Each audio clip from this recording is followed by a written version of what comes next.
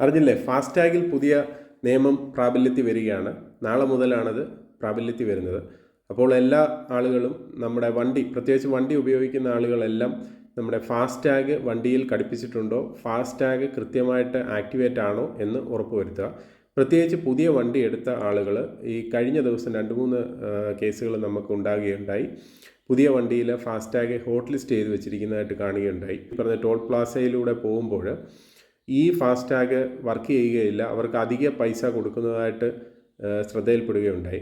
അപ്പോൾ അതിൻ്റെ കാരണം നമ്മൾ അന്വേഷിച്ചപ്പോൾ മനസ്സിലായത്, പുതിയ വണ്ടി എടുക്കുമ്പോൾ ഫാസ്ടാഗ് വണ്ടിയിൽ ഉണ്ടായിരിക്കണം എന്ന് ഇപ്പോൾ നിർബന്ധമാണ്.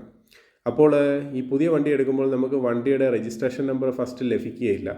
അപ്പോൾ ഇവർ ഷോറൂമിലുള്ള ആളുകൾ ചെയ്യുന്നത് ഈ വിൻ നമ്പർ വെച്ചിട്ടാണ് ഈ ഫാസ്ടാഗ് എടുത്തു നൽകുന്നത്.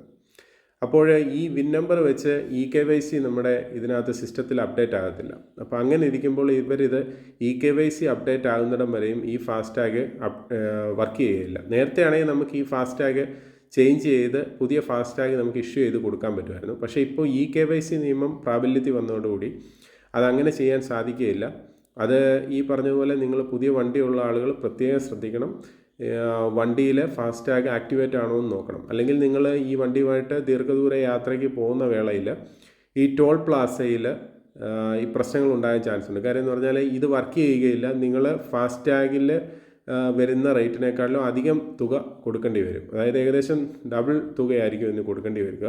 അപ്പോൾ നമ്മൾ വിചാരിക്കും നമ്മുടെ വണ്ടിയിൽ ഫാസ്ടാഗ് ഉണ്ട്, പക്ഷേ നമ്മൾ പോകുമ്പോൾ ഈ പറഞ്ഞ പോലെയുള്ള പ്രശ്നങ്ങൾ ഉണ്ടാകാൻ സാധ്യതയുണ്ട്. അപ്പോൾ ഇന്ന് തന്നെ പുതിയ വണ്ടിയുള്ള ആളുകൾ, പ്രത്യേകിച്ചും നിങ്ങളുടെ തൊട്ടടുത്തുള്ള അംഗീകൃതമായ കോമൺ സർവീസ് സെൻറ്ററിൽ, ഫാസ്ടാഗ് ചെയ്യുന്ന കോമൺ സർവീസ് സെൻറ്ററിൽ പോയി നിങ്ങളുടെ വണ്ടിയുടെ ഈ ഫാസ്ടാഗ് വർക്കിംഗ് ആണോ എന്ന് ഉറപ്പുവരുത്തുക. നമ്മുടെ സെൻറ്ററിൽ, കിടങ്ങന്നൂരുള്ള CSC സെൻറ്ററിൽ ഈ പറഞ്ഞ പോലെ ഫാസ്ടാഗിൻ്റെ എല്ലാ സേവനങ്ങളും ഉണ്ട്. അപ്പോൾ നമ്മൾ ഈ കഴിഞ്ഞ ദിവസം അങ്ങനെ 2 ഫാസ്ടാഗ് കറക്റ്റ് ചെയ്ത് കൊടുക്കുകയുണ്ടായി. ഇപ്പോൾ ഒരു ഫാസ്ടാഗിൻ്റെ വർക്കിലാണ്.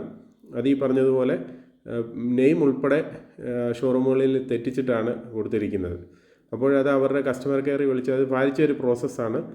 അത് അവിടെ വിളിച്ച് അവർക്ക് കൃത്യമായിട്ട് മെയിൽ അയച്ച് ഈ പറഞ്ഞതുപോലെ അതിനകത്തെല്ലാം കറക്റ്റ് ചെയ്തിട്ടൊക്കെ വേണം ചെയ്യാൻ. KYCയും കാര്യങ്ങളും എല്ലാം 3-4 സ്റ്റേജായിട്ടാണ് അത് ചെയ്യുന്നത്. അതേസമയം നമ്മൾ ഈ ഫസ്റ്റിൽ നമ്മൾ വണ്ടി എടുക്കുന്ന സമയത്ത് കൃത്യമായിട്ട് ഒരു പേരും കാര്യങ്ങളും ഒക്കെ കൃത്യമായിട്ടാണോ കൊടുക്കുന്നതെന്ന് ഈ വണ്ടി എടുക്കുന്ന ആളുകൾ പ്രത്യേകം ശ്രദ്ധിക്കുക. ഇപ്പോൾ അതിൽ മിസ്റ്റേക്ക് വന്നു കഴിഞ്ഞാൽ ഈ പറഞ്ഞ പോലെ നമുക്ക് അവർക്ക് ഡീറ്റെയിൽസ് കൊടുത്ത് കുറച്ച് ടൈം എടുക്കും അത് നെയിം അപ്ഡേറ്റ് ആയതിന് ശേഷമേ ബാക്കിയുള്ള കാര്യങ്ങളെല്ലാം നമുക്കതിൽ കറക്റ്റ് ചെയ്യാൻ സാധിക്കുകയുള്ളൂ. അതുപോലെ തന്നെ ഇപ്പോൾ 15-ാം തീയതി മുതൽ ഒരു പുതിയ നിയമം വന്നിരിക്കുന്നത്, നമുക്ക് വാർഷിക പാസ് ഈ ഫാസ്ടാഗിൽ എടുക്കാൻ സാധിക്കും. അപ്പം നിലവിൽ ഫാസ്ടാഗ് ഉള്ള ആളുകൾ ഈ ടോൾ പ്ലാസയിലും മറ്റും ചെന്ന് കഴിഞ്ഞാൽ നമുക്ക് 3000 രൂപ റീചാർജ് ചെയ്ത് കഴിഞ്ഞാൽ വാർഷിക പാസ്സായിട്ട് നമുക്ക് ഉപയോഗിക്കാൻ പറ്റും. അപ്പോൾ അത് വലിയ പൈസ വരില്ല. ഇപ്പം നമ്മൾ നോർമൽ റേറ്റിനേക്കാളും തീരെ കുറവായിരിക്കും. അതുമാത്രമേ ഉള്ളൂ അതിനകത്തൊരു പ്രത്യേകത വരുന്നത്. അത് ഈ പറഞ്ഞ പോലെ പ്രൈവറ്റ് വണ്ടികൾക്കും മറ്റേ ടാക്സി വാഹനങ്ങൾക്കും ഒക്കെ നമുക്കത് ഉപയോഗിക്കാൻ പറ്റും. വലിയ വണ്ടികൾക്കൊന്നും അത് നിലവിൽ കൊടുക്കുന്നില്ല എന്നാണ് അറിയാൻ കഴിഞ്ഞത്. അപ്പോൾ ആ സേവനങ്ങളും ഇപ്പോൾ ഈ 15-ാം തീയതി മുതൽ ആക്ടിവേറ്റ് ആകുകയാണ്.